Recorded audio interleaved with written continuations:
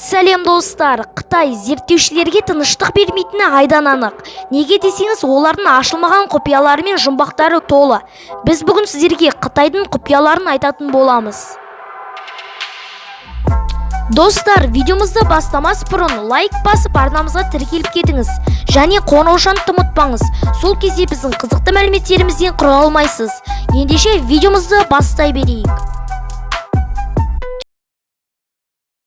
Есу алғашқы орында. Түрлі мәліметтерге сәйкес, Қытайда жыл сайын 2000-7000 өлім жазасы іске асырылады. Олардың көбісі Қытай мемлекетін сатып кеткендер, қарумен қоғамды дүрліктіргендер, есірткі саудасымен айналысқандар өлім жазасына кесіліп жатады.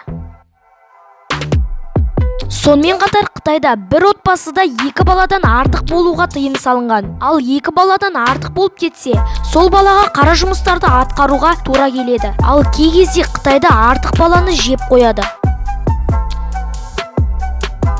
Және олар зәр ішеді. Қытайлық дәрігерлердің айтуы бойынша ол адам ағзасына пайдалы дейді. Сонымен қатар қытайлықтардың да сүйікті асы.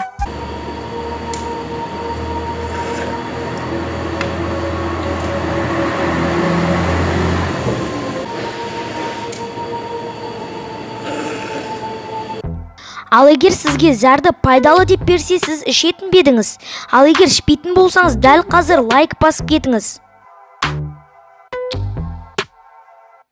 Және олар маймылды тірідей жейді. Алдымен басын тоқпақтап, сосын қанын ішеді.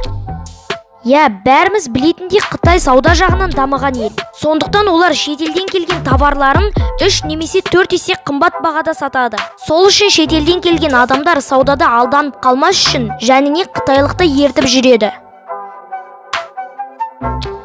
Ең үлкен жол кептеліс ол Қытайда орын алды. 100 шақырымға созылып 11 күнге дейін жетті. Және Қытайда өз-өзіне қол жұмсау өте жиі орын алады. Және ең қызығы, олар күн сәулесінен аулақ болады. Яғни беттерінің терісі сары болғанын қалайды. Достар, осымен біздің видеомыз аяқталды. Егер де сіздерге видео ұнаса, лайк басып арнамызға тіркеліп кетіңіз. Және қоңыраушанды ұмытпаңыз. Сол кезде біздің қызықты мәліметтерімізден құр қалмайсыз. Ендеше сіздермен бірге болған бұл қызықты мәліметтер арнасы. Сау болыңыздар.